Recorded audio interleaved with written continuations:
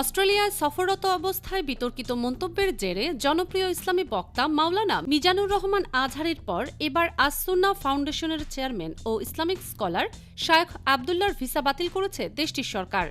স্থানীয় সময় রোববার ইহুদি সম্প্রদায়কে নিয়ে অবমাননাকর মন্তব্য এবং বিশ্বজুড়ে অস্থিরতা সৃষ্টির জন্য তাদের দায়ী করার অভিযোগে এই পদক্ষেপ নেওয়া হয়েছে বলে জানিয়েছে দেশটির প্রভাবশালী গণমাধ্যম দ্য ডেইলি টেলিগ্রাফ।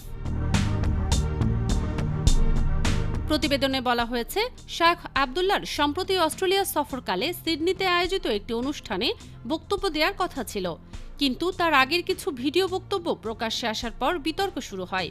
এই ভিডিওতে তাকে বলতে শোনা যায়, একজন পণ্ডিত একবার বলেছিলেন, এমনকি যদি দুটি মাছও মারামারি করে তবে বুঝতে হবে এর পেছনে ইহুদিদের ষড়যন্ত্র রয়েছে। তারা এতটাই জঘন্য, পৃথিবীর যত অশান্তি তার নেপথ্যে কারিগর হলো তারা। আহমাদুল্লাহর এই ধরনের বক্তব্যকে চরম ইহুদি বিদ্বেষী হিসেবে গণ্য করেছে অস্ট্রেলীয় কর্তৃপক্ষ। রোববার দেশটির স্বরাষ্ট্র মন্ত্রণালয় আনুষ্ঠানিকভাবে তার ভিসা বাতিল করে। এর ফলে তিনি বর্তমানে অস্ট্রেলিয়ার বাইরে থাকলেও পুনরায় দেশটিতে প্রবেশ করতে পারবেন না।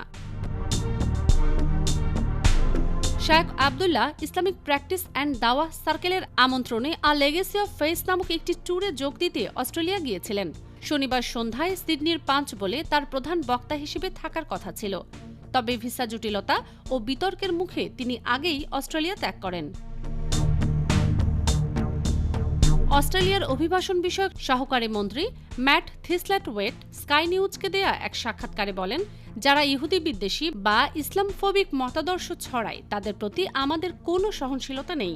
মাইগ্রেশন অ্যাক্ট অনুযায়ী আমাদের এই ধরনের ভিসা বাতিলের ক্ষমতা রয়েছে।